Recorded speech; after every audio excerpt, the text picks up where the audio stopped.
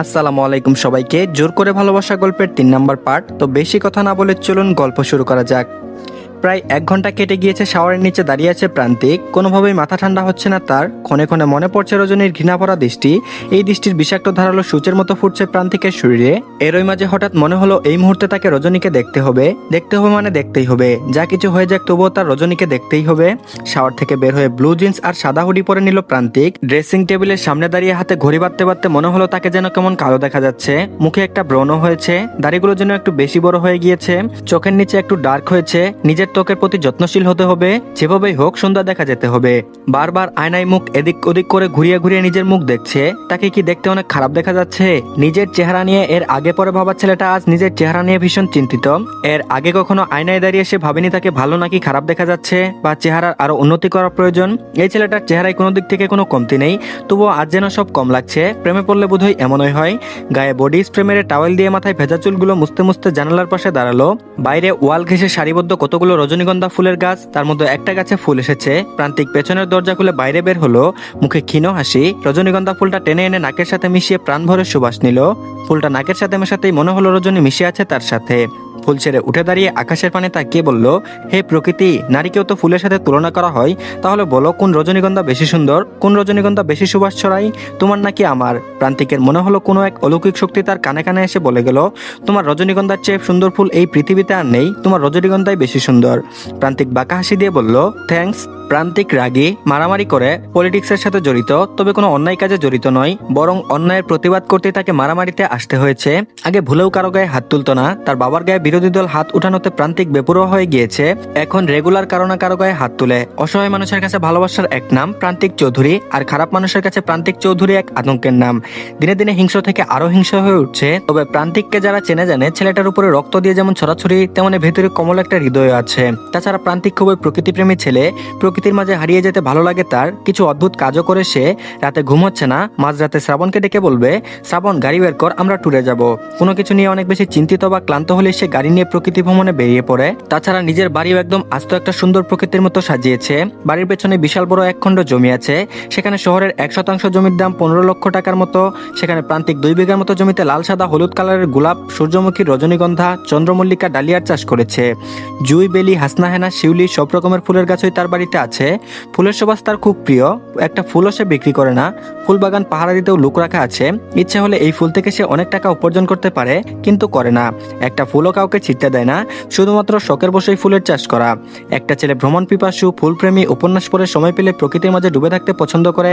Handsome, লম্বা, ফর্সা, সাহসী, নিঃসন্দেহে যে কোনো মেয়ে এমন ছেলে পছন্দ করে। বিশেষ করে ভ্রমণ পছন্দ করে, আর এমন নির্ভীক ছেলে মেয়েদের প্রথম পছন্দ। ডাইনিং থেকে প্রিয়তা ডাকছে, ভাইয়া খেতে এসো। বোনের ডাকে নিজের রুম থেকে বেরোলো প্রান্তিক। আলমারি খুলে ড্রয়ার থেকে না গুনেই 1 গোছা টাকা নিল মানিব্যাগে। প্যান্টের পকেট মানিব্যাগে গুজে ডাইনিং এ গিয়ে বসলো। মাহবুব চৌধুরী, আঞ্জুমান চৌধুরী, প্রিয়তা, শ্রাবণ সবাই প্লেটে ভাত নিয়ে বসে আছে, অপেক্ষা করছে প্রান্তিকের জন্য। লতিফা সবাইকে খাবার সার্ভ করে দিচ্ছে। প্রান্তিক ভাতের প্লেট হাত দিয়ে ঠেলে সরিয়ে রেখে লতিফার দিকে তাকিয়ে বলল, খালা আপনি জানেন না আমি রাতে ভাত খাই না, তাহলে আমার প্লেটে ভাত কেন দিয়েছেন? লতিফা আমতা আমতা করছে। প্রান্তিক আবারও প্রশ্ন করলো, রুটি বানাননি আজ?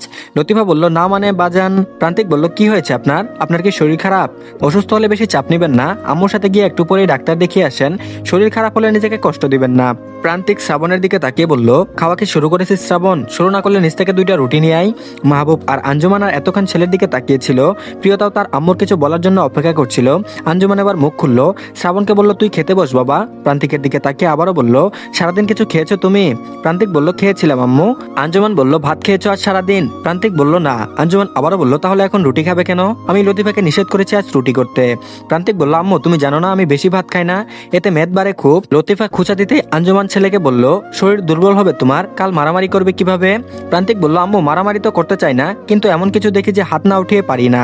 আঞ্জুমান বলল, তাহলে ভাত খাও এখন। প্রান্তিক বলল, প্লিজ না আম্মু, রাতে খেলে শরীর আমার কেমন যেন ভারী হয়, মেদ বাড়বে, তোমার ছেলেকে কোনো মেয়ে আর পছন্দ করবে না। আঞ্জুমান বলল, আমার ছেলের বিয়ের দরকার কি? মারামারি করলেই তো জীবন কেটে যাবে। মাহবুব বলল, বাবা তোমার আম্মুর বিষয় তো জানোই না, না খেলে ছাড়বে না, তাই খেয়ে নাও।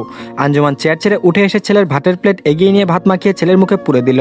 প্রান্তিক এই এক জায়গায় দুর্বল, তার আম্মুর কথা ফেলতে পারে না। আঞ্জুমান প্রায় এখনো তার 2 ছেলে মেয়েকে খাইয়ে দেয়। ছেলেকে খাইয়ে দিতে দিতে বিভিন্ন গল্প বলে উঠলো খাওয়ার টেবিলে। খাওয়া শেষে প্রান্তিক বলল, বাবা আম্মু আমি একটা কথা বলতে চাই। আঞ্জুমান আর মাহবুব জানে ছেলে একটি কথা বলতে চাইছে মানে ভয়ানক কিছু। আঞ্জুমান আর মাহবুব দুজনের দিকে তাকালো। মাহবুব বলল, কি বলতে চাও? প্রান্তিক কোনো দ্বিধা ছাড়াই বলল, আম্মু আমি বিয়ে করতে চাই। আঞ্জুমান আর মাহবুব দুজনেই অবাক হলো। বড় বড় চোখে ছেলের দিকে তাকালো। মাহবুব কেসে উঠল, এক প্রকার লজ্জাও পেল। ছেলে সরাসরি বিয়ের কথা বলছে, এটা একটা বাবার কাছে লজ্জারই বিষয়। তার চেয়ে বেশি অবাক করা ব্যাপার, বিয়ের কথা বলতে বলতে তাদের মুখ ব্যথা হয়ে যাচ্ছিল, আর ছেলে তাদের দেরি আছে বলে কাটিয়ে দিচ্ছে। প্রিয়তা হাতে তালি দিয়ে বলে উঠল, ইয়াহু ফাইনালি ভাবির মুখ দেখতে পারবো। আঞ্জুমান বলল, সৈয়দ মনসুর আলীর মেয়ের সাথে কি নিয়ে ঝামেলা হয়েছে? প্রান্তিক বেশ অবাক হয়ে বলল, কই আম্মু কিসের ঝামেলা? আঞ্জুমান বলল, তাহলে ঘটককে বলে মেয়েটার বিয়ে আটকাতে কেন চাইছো? প্রান্তিক বলল, আমি তাকেই বিয়ে করবো আম্মু। আঞ্জুমান বলল, শোনো এভাবে আমি তোমাকে একটা মেয়ের ক্ষতি করতে দিব না, কারণ তুমি বিয়েতে এত সিরিয়াস নও, নিশ্চয়ই কোনো ঝামেলা আছে যার জন্য বিয়ে করতে চাইছো। প্রান্তিক বাঁকা হেসে বলল, শ্রাবণ আম্মুকে বোঝা। শ্রাবণ হাসলো। প্রিয়তা বলে উঠল, ইস ভেবেছিলাম কলেজে আমার বান্ধবীকে ভাইয়ের সাথে বিয়ে দিব, তার হলো না। আমি তাকে ভাবি বলে ডাকি। ভাইয়া এত বেশি প্রশংসা করি, সে এখন মনে মনে নিজেকে ভাইয়ার বউ ভাবে। তার বাড়িও আমাদের গ্রামে। প্রান্তিক বলল, সমস্যা কি? তোর যদি অনেক পছন্দ হয় তাহলে শ্রাবণের সাথে বিয়ে দিয়ে দেবো, এ বাড়িতে রেখে দিব। শ্রাবণ সাথে সাথে শুকনো কাশি দিল। প্রিয়তা আর শ্রাবণ দুজনের দিকে তাকালো, কি বাজে অনুভূতি হচ্ছে তাদের। আর এদিকে আজ সারাদিন রজনী বাড়িতেই শুয়ে আছে। তার ভীষণ মন খারাপ, যা ঘটেছে তা বাড়িতেও জানাতে পারছে না, জানালে যদি তার লেখাপড়া বন্ধ করে দেয়। এমনিতেই মেয়েকে প্রচন্ড ভালোবাসেন, এসব শুনলে আর কলেজে যেতে দিবেন না। সন্ধ্যা থেকে রজনীর মা আয়েশা ডেকে চলেছে, বাড়ির সাইডে একটা বাড়িতে বিয়ে, হলুদ সন্ধ্যা হচ্ছে। রজনীদের পাড়া প্রতিবেশী হয়, তারা বারবার রজনীর খোঁজ করতে আসছে। রজনীর নৃত্য ছাড়া কোনো অনুষ্ঠান জমেই না। মায়ের ডাকাডাকিতে রজনী উঠল। আয়েশা বেগম মেয়ের মুখের দিকে তাকিয়ে বললেন, শরীর খারাপ মা তোমার? রজনী অনিচ্ছাকৃতভাবে হেসে বলল, না মা ঠিক আছি আমি। মেয়ের মুখ দেখে মায়েরা অনেক কিছুই বুঝতে পারে। আয়েশা বেগম বুঝতে পারলেন মেয়ের কিছু একটা হয়েছে, যেহেতু বলতে চাইছে না তাই আর জোর করলেন না। মানুষের মাঝে গেলে মন ভালো হয়ে যাবে ভেবে জোর করে মেয়েকে পাঠালেন। রজনীর পরনে সাদা শাড়ি, ঠোঁটে লাল লাল লিপস্টিক, হাতে লাল চুড়ি, গলা আর কানে হলুদের গহনা। রজনীদের গ্রামটা বেশ উন্নত। এই গ্রামের মানুষ বেশিরভাগই চাকরি করে, তাই রাজনীতি মোটামুটি উন্নত। বিয়েটা গ্রাম্য রীতিতে হলেও কিছুটা শহরের রীতিও আছে, কারণ শহর থেকে অনেক মানুষ এসেছে, তারা শহরের মতো সেজেছে, হলুদ সন্ধ্যার আয়োজন করেছে। রজনী স্টেজের কাছে যেতেই সবাই চিৎকার দিয়ে উঠলো, নাচতে হবে বলে বায়না ধরলো। রজনী আর শরীর কোনোটাই ভালো নেই, সে চুপচাপ কানের পাশে বসে মেহেদি লাগানো দেখছে, বড় বক্স বাজছে, সবাই নাচ গান করছে। বিয়ে বাড়িতে আসা কয়েকটা ছেলে রজনীকে দেখে হা করে তাকিয়ে আছে। মানুষের ভিড়ে বাইক নিয়ে হাজির হলো প্রান্তিক আর শ্রাবণ। রাস্তায় বাইক থামালো। এই গ্রামে কোনো অনুষ্ঠান হলেই প্রান্তিকের কাছে দাওয়াত যায়। এই বাড়ি থেকে দাওয়াতও গিয়েছিল। এই বাড়িটা রজনীদের বাড়ির পাশে খোঁজ নিয়ে জানতে পেরেছে, তাই বিয়ের আগেই রাতে এসে হাজির হয়েছে। প্রান্তিকের মন বলছিল রজনীকে এখানে পাবে সে। প্রান্তিককে দেখে পরিচিত কয়েকজন কোলাকুলি করলো। গ্রামের মানুষের বাড়িতে আসলে সবাই ভীষণ খুশি হয়। প্রান্তিক এক গ্লাস পানি খেলেও সবাই খুশি হয়। সবাই তাকে ঘিরে গল্প করলো। অন্যরকম প্রায়োরিটি দেয় সবাই, কেননা গ্রাম থেকে যারা শহরে ডাক্তার দেখানো থেকে শুরু করে সব রকম সাহায্য প্রান্তিক করে থাকে। প্রান্তিক ক্লিনিক, স্কুল, কলেজ, ব্যাংক সব জায়গায় প্রান্তিকের আলাদা একটা খাতির আছে। রাস্তা থেকে সবার সাথে কথা বলার ফাঁকে প্রান্তিকের দুটো চোখ স্থির হলো রজনীর মুখশ্রীতে। প্রান্তিকের মনে হচ্ছে যেন ফুটন্ত একটা রজনীগন্ধা সবার মাঝে বসে সুবাস ছড়াচ্ছে। রজনীর পাশে গিয়ে দুটো ছেলে বসেছে। রজনীর দিকে তাকিয়ে তারা একদমই ফিদা। রজনীও তাদের সাথে কথা বলছে দু একটা। প্রান্তিকের সমস্ত শরীর কেমন টকবক করছে। ছেলে দুটোর চোখ উপড়ে ফেলতে ইচ্ছে করছে প্রান্তিকের। তার রজনীর ফুলের সুবাস সে ছাড়া আর কেউ গ্রহণ করতে পারবে না। প্রান্তিক শ্রাবণকে কানে কানে কিছু একটা বলল। 5 মিনিটের মাঝে একটা বাচ্চা মেয়ে রজনীকে বলল, আপনার আম্মু আপনারা একটু বাড়িতে ডাকছে। রজনী উঠে বাড়ির দিকে রওনা হলো। সাথে সেই ছোট মেয়েটাও আছে। বাড়িতে ঢুকে রজনী দেখতে পেল কেউ নেই। রজনীর সাথে মেয়েটা হেসে বলল, আপা কাকি আপনারা ডাকেনি, দুলাভাই ডাকছে। আমার চকলেট দিয়া কইছে তোমার রজনী আপারে কও একমাত্র জামাই তার মিস করছে। আমি তোমার রজনী আপার বর, বাট তোমার আপারে কইও না যে আমি ডাকছি, লজ্জা পাবে। আপা দুলাভাই যে কি সুন্দর দেখতে, একেবারে দেবের মতো সুন্দর দেখতে। রজনী অবাক হয়ে বলল, তোর কোন জন্মের দুলাভাই? পেছন থেকে পুরুষালী কণ্ঠ ভেসে এলো। তারপর বলল, এই জন্মের। গম্ভীর পুরুষালী কণ্ঠ কর্ণকুহরে প্রবেশ করা মাত্রই রজনী তড়িৎ গতিতে পিছনে ঘুরে তাকালো। কণ্ঠটা যেন তার চেনা চেনা মনে হলো। যা ভেবেছিল সেই আশঙ্কাই সত্য হলো। সে প্রথমবার যাকে ভেবেছিল সত্যি সে দাঁড়িয়ে আছে। আকাশটা অন্ধকারাচ্ছন্ন হলেও লাইটের আলোয় স্পষ্ট বোঝা যাচ্ছে প্রান্তিকের মুখের অবয়ব। প্রান্তিক খানিকটা দূরে দাঁড়িয়ে আছে, বুকে হাত বেঁধে। রজনী তার দিকে দৃষ্টি নিক্ষেপ করতেই বলে উঠল, অমাবস্যা রাতে এক টুকরো পূর্ণিমার চাঁদ জমিনে। পৃথিবীর ইতিহাসে বোধহয় আমি একমাত্র ভাগ্যবান পুরুষ যার কিনা জমিনে আলো ছড়ানো চাঁদ দেখার সৌভাগ্য হয়েছে। আকাশের চাঁদ তো সেই সবাই দেখেছে, কিন্তু জমিনের চাঁদ দেখার সৌভাগ্য কজনের হয়েছে? সেদিক থেকে নিঃসন্দেহে আমি একজন সৌভাগ্যবান পুরুষ। প্রান্তিকের এহেন কথাবার্তায় রজনী বিস্মিত হলো। ভয়ার্ত চোখে তাকালো প্রান্তিকের দিকে। এই রাতের বেলা সে একা বাড়িতে, সাথে এই ভয়ঙ্কর মানুষ এখানে কি করবে সে এখন? যদি কোনো ক্ষতি করে, নিশ্চয়ই ক্ষতি করতে বলেই এসেছে, না হলে কেন আসবে? ভয়ে সমস্ত শরীরে কম্পন ধরেছে, কণ্ঠস্বরও যেন ফেটে এলো, শরীর ভারী হয়ে এলো, চিৎকার দেওয়ারও শক্তি নেই, হৃৎপিণ্ডটা ভয়ে টিপ টিপ করছে, মুখটাও কেমন চুপসে এসেছে।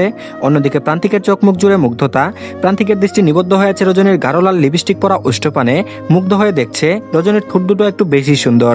প্রান্তিক বিমোহিত হয়ে যায় এই ঠোঁটের দিকে তাকালে, রজনীর স্নিগ্ধ মুখশ্রীতে ওই ওষ্ঠজোড়া যেন একেবারেই নিখুঁত সৃষ্টি।